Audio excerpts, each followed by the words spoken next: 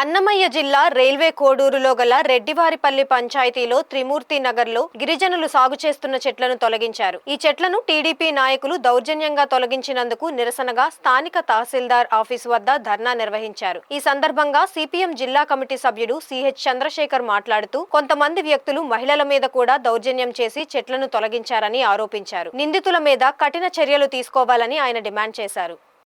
Railway Koduru మండలంలో రెడ్డివారిపల్లి పంచాయతీలో త్రిమూర్తి నగర్ గిరిజనులకు గత 25 సంవత్సరాలుగా అక్కడ తమ కొనుక్కున్న స్థలములో నివాసం ఉన్నారు 7 కుటుంబాలు.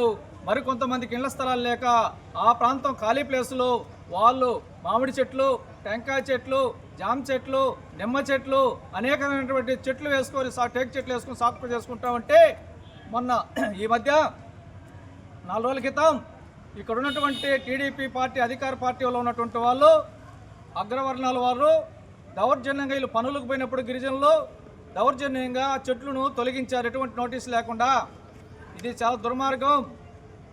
573 సర్వే నెంబరు, ఆ సర్వే నెంబర్లు వీళ్ళు కొనుగోలు చేస్తున్నారు. 105x105 పొడవు ఎడల్పు 50x30 అడుగులని 2 ప్లాట్లుగా కొనుగోలు చేస్తుంటే దాంట్లో కొంత ఇల్లు కట్టుకొని కొంత ఖాళీ ప్లేస్ ఉంటే ఈరోజు రియల్ ఎస్టేట్లు అక్కడ ఉన్నటువంటి బ్రిడ్జి పడిన తర్వాత రెడ్డివారిపల్లి వాల్యూషన్ వచ్చిందని వీళ్ళకి రియల్ ఎస్టేట్ వాళ్ళు ఈరోజు అక్కడ ఉన్నటువంటి శ్రీనివాసులైనటువంటి దర్శి శాసయ్య కుమారుడు శ్రీనివాసులైన అతను కొంతమంది రౌడీలు తీసుకొచ్చి దౌర్జన్యంగా వచ్చారు. అడ్డు వచ్చినటువంటి ఆడవాళ్ళు కూడా నానాబూతులు తిడుతూ మీరు ఆక్రమించుకున్నారనేటువంటి అబద్ధం మాట్లాడి చేశారు. కాబట్టి వీళ్ళపైన వెంటనే విచారించాలి, సర్వే చేయాలి. చేసిన దానికి లక్షల రూపాయల నష్టం జరిగింది, దాన్ని డబ్బులు కట్టించాలి. వాళ్ళపైన ఎస్సీ ఎస్టీ కేసులు నమోదు చేయాలని చెప్పని సిపిఎం పార్టీ ఈరోజు డిమాండ్ చేస్తుంది. ఇంతవరకు రెవెన్యూ వాళ్ళు అక్కడ ఏరును ఆక్రమిస్తూ ఉంటే ఎందుకు ఫ్లాట్లు వేస్తూ ఉంటే ఆ నీళ్లు రేపు వరదలు వస్తే ఇండ్లు కూడా కొట్టకపోతాయి. మరి ఏరును ఆక్రమిస్తూ ఉంటే గుజ్జ నదిని ఎందుకు ఫ్లాట్లు వేస్తూ ఉంటే ఎందుకు వీళ్ళు అడ్డుకోలేదని చెప్పి రెవెన్యూ వాళ్ళని అడుగుతూ ఉన్నాం.